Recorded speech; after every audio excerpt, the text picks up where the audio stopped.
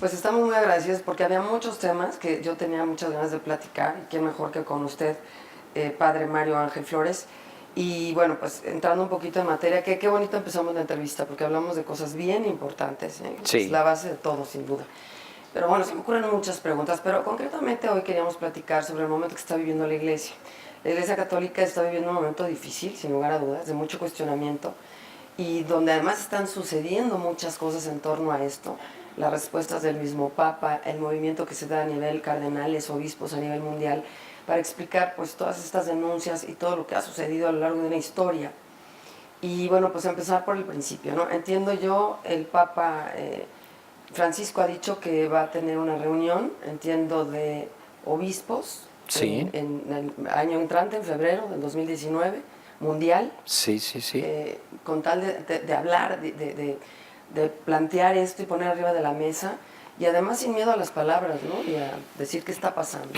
Sí, bueno, te refieres a este tema tan difícil, tan doloroso que ha aflorado en la vida de muchos sacerdotes, que es el abuso a los menores, ¿verdad? El abuso a los menores que naturalmente pues constituye una pena, un dolor, una vergüenza, ¿no? Dentro de la vida sacerdotal y de la vida de la Iglesia Católica. No podemos tratar de ocultar este hecho.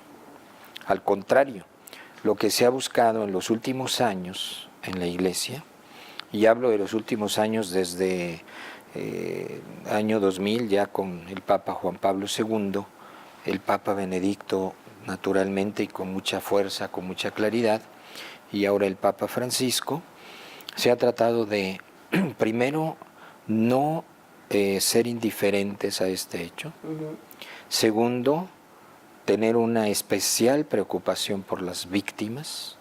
Y tercero, poner una reglamentación muy clara dentro de la Iglesia en que podemos aplicar aquel término que se llama tolerancia cero, ¿verdad? Para nadie. Nadie puede ser tolerado delante de hechos que son abiertamente delictivos, ¿verdad? Y que son además incompatibles con lo que debe ser la figura de un sacerdote, la figura de aquel en quien se deposita tanta confianza, la figura de quien debe ser ejemplo de vida cristiana, ¿verdad? Entonces, tolerancia cero, y están las reglamentaciones muy claras, muy actualizadas, desde el Papa Juan Pablo II hasta el Papa Francisco. Sin embargo, sí se habla de un ocultamiento de hace muchos años, ¿no? Tratando de defender la institución. Yo quiero pensar, como está hecha de seres humanos, que hay gente que es impecable, como en todas las ramas, y hay gente que no lo es, ¿no? ¿Qué va a pasar? ¿Hay posibilidades de reglamentar cómo? Porque al final la vida de celibato que se le pide a un padre, pues también es una vida de mucho compromiso, de una gran dificultad y disciplina para llevarla a cabo. Sí, mira, yo creo que si lo ponemos en contexto, contexto histórico en primer lugar, se puede entender, no justificar, pero se puede entender. Muchos de los casos de los que se habla son casos que sucedieron en torno a los años 60, en torno a los años 70. Y un poquito comenzando los 80, pero la situación más grave se da en esa época, de lo que ahora se habla. ¿Qué sucede en ese contexto? Que en ese contexto, pues, no se hablaba abiertamente de estos temas en la sociedad y menos en la Iglesia. Entonces, lo que sucedía que cuando había alguna acusación de algún sacerdote, bueno, el obispo, que es el responsable de los sacerdotes, lo que hacía como reacción era, bueno, cometió aquí una falta, va a ser un escándalo para esta comunidad, lo cambio, naturalmente mediante un diálogo con él, tratar de confrontarlo, lo que has hecho está muy mal, en fin, lo cambio a otra parte. Y ahí no pasaba de ahí. ¿Por qué? Porque vuelvo a decir, en ese contexto de ese tiempo, la situación no era clara, no que no fuera grave. No se transparentaba. No que no fuera grave, sino que no se sabía cómo manejar estas situaciones. Más aún, a nivel de muchas legislaciones civiles, no estaba ni siquiera claramente tipificado. Es lo que le iba a comentar, porque debiese ser juzgado al final de cuentas como cualquier ser humano, ¿no? Claro, sí, y eso es lo que ahora la legislación de la Iglesia lo que hace es tener muy claro, miren, que nadie se confunda, ¿no? La Iglesia puede tener sus propias reglas, pero también un límite en sus reglas. Sin embargo, alguien que ha fallado de esta manera está sujeto a las leyes de cada país, de cada nación, y no por ser sacerdote o sea, no hay un fuero específico que defienda, o lo había y ya no va a haber, ¿o? El fuero eclesiástico desapareció desde el siglo XIX y desde el siglo XVIII. Hay quienes piensan que hay privilegios o fueros. En ningún país del mundo hay fuero eclesiástico. Fíjese qué importante. En ningún país. Y en nuestro país, desde mediados del siglo XIX, desapareció el fuero eclesiástico. Entonces, por eso no se cuestiona, porque en tantos casos, sobre todo los comprobables, ¿no? Porque, digo, al final de cuentas hay muchos. Y todo esto se desata, bueno, se viene a desatar, como dice usted, tiene mucho tiempo, pero a partir de lo de Pensilvania, ¿no? Que la cantidad es estratosférica de denuncias y de... Bueno, esto es como el dato más reciente. Sí, sí. Pero no es el dato, único, sí, claro. no es el único ni tampoco va a terminar ahí. Sí, sí. Lo que sí debemos decir con toda claridad, en primer lugar, es que alguien que actualmente comete un delito de este tipo, inmediatamente es puesto en manos de las autoridades civiles. Pero primero tendría que pasar por un proceso eclesiástico, me imagino. Además, simultáneamente. pero simultáneamente. O sea, no, la Iglesia no hace primero su proceso y después el otro, sino simultáneamente. Esto es lo que ya viene desde Juan Pablo II. Previamente la Iglesia hacía su proceso, en algunos casos no procedían las acusaciones y simplemente se archivaba el caso, ¿no? Y en los archivos eclesiásticos quedan, por ejemplo, las descripciones de qué se le acusaba, de qué había pasado, etcétera. Y eso es lo que ha pasado en este caso de Pensilvania. Lo que ha hecho la autoridad civil es indagar casos de hace muchos años y entrar a los archivos. Exigió entrar a los dicen archivos. Que fueron 23 jueces y entró el FBI. Y que entraron grande, todos, ¿no? Etcétera. Pero es un poco también un exceso y una prepotencia.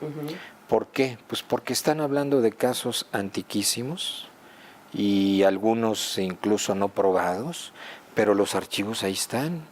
Si alguien llega con una denuncia, con una descripción, pero después se demuestra que no fue cierto, esta investigación ha tomado todos los casos y luego los cuentan a la luz pública, sin decir este fue cierto, este no fue cierto. Entonces ahí estamos en un mundo un poquito exagerado, ¿no? No que no hayan sucedido cosas, pero estamos hablando de un margen de población, ¿verdad? De número de sacerdotes, de cualquier manera, muy pequeño en la distancia de tanto tiempo. Sí, la cuestión es que como no nos hemos enterado de un caso específico, ¿no? Que esté esta persona en la cárcel o así o asado, pues se vuelve esto una bola de nieve, ¿no? Porque así como es. usted dice, pues todo va incluido, ¿no? Así el es. paquete.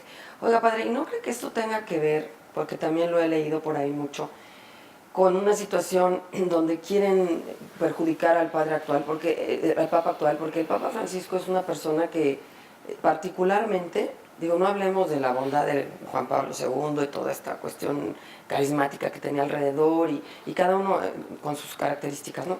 Pero en el caso concreto del Papa Francisco, el sentir general es como de un papa nuevo, de una iglesia renovada, con conceptos diferentes, donde yo creo que en ese sentido le estaba haciendo un bien a la iglesia, porque era una cosa pues más contemporánea, ¿no? Así es. Alguien que era más cercano al común mortal, ¿verdad? Como somos nosotros, y se dice mucho que puede esto tener que ver, por eso hacerle tanta maraña a este asunto para perjudicarlo. Sí, efectivamente, creo que la problemática como tal del abuso a menores de parte del clero explotó fuerte al final del periodo del Papa Juan Pablo II, continuó este tema con el Papa Benedicto y él fue el que sin duda lo manejó mejor. El Papa Benedicto. El Papa Benedicto. Porque el problema para el Papa Benedicto fue en Irlanda. Fue cuando hubo toda una reacción en Irlanda por muchos casos, vuelvo a decir, antiguos, pocos casos presentes, pero él manejó pues toda esta situación ahí y en otras partes del mundo con mucha prudencia, con mucha claridad y tratando de poner normas muy claras para saber actuar ante esto. De tal manera que cuando llega el Papa Francisco, como muy bien lo señalas, hubo otro rostro, hubo otra línea, otra mirada hacia la Iglesia incluso, y este tema desapareció.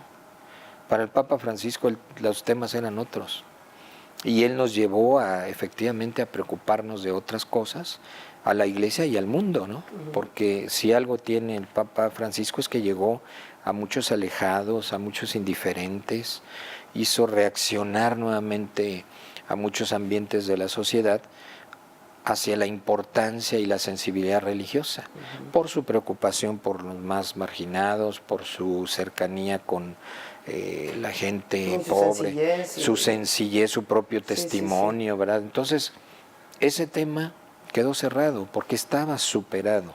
Y porque incluso plantea nuevos valores, yo diría, si se pueden llamar así, de la Iglesia, o mayor apertura en muchos temas, ¿no? Vamos a ir a otro corte y seguimos platicando con usted. Claro.